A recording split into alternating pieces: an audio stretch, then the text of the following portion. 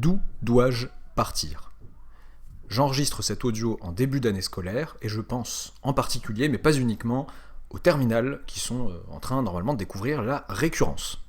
Je vais me contenter en fait de lire un article sur, entre guillemets, mon blog, sur la partie blog de mon site où il y a des conseils généraux pour s'améliorer en maths. Je vous mets le lien de l'article en description.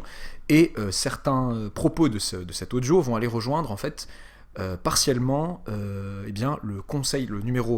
l'épisode 18 de cette playlist qui s'appelle Conseils généraux, qui était, alors j'ai oublié son nom, qui était se concentrer plutôt sur ses hypothèses ou sur la conclusion demandée. Point d'interrogation, voilà. Donc voilà, on voit quand même un lien. C'est parti.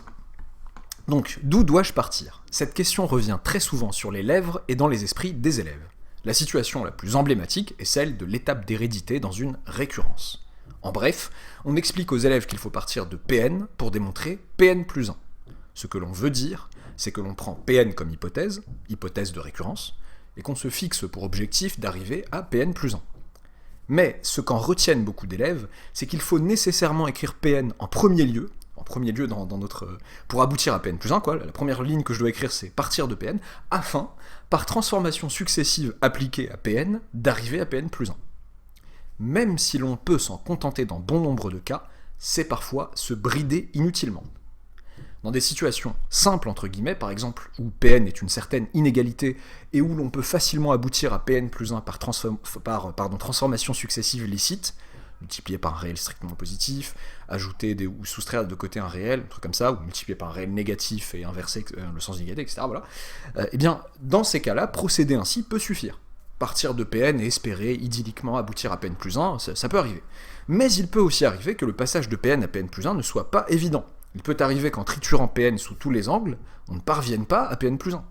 Si par exemple, Pn, c'est la propriété qui me dit que Un est égal à moins 1 puissance n, et si l'on connaît une relation entre Un et Un plus 1, on peut s'en servir et commencer à écrire Un plus 1 égale, en remplaçant par son expression connue en fonction de Un. Mais ne tombons-nous pas ainsi dans un des écueils les plus graves, à savoir partir de ce qu'il fallait démontrer ? Certainement pas.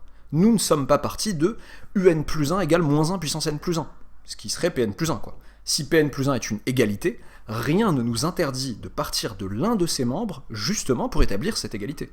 On ne part pas de l'égalité, on part de l'un des deux membres.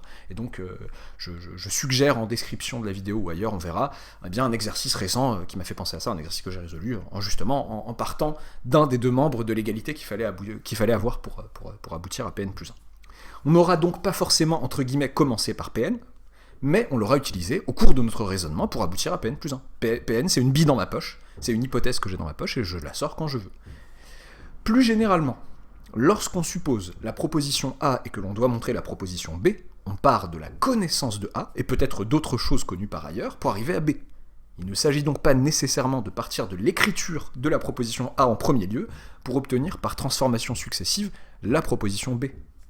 En général, A doit plutôt être vu comme un objet dans notre boîte à outils, objet qu'on sera amené à utiliser au cours de notre raisonnement pour arriver à B, pour parvenir à B.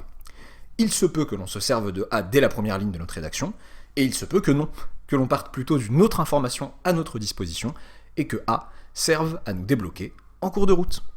J'espère que ces conseils de bon sens vous auront été utiles, n'oubliez pas de vous abonner si ce n'est pas encore fait, et à bientôt pour un nouvel audio, une nouvelle vidéo, on verra.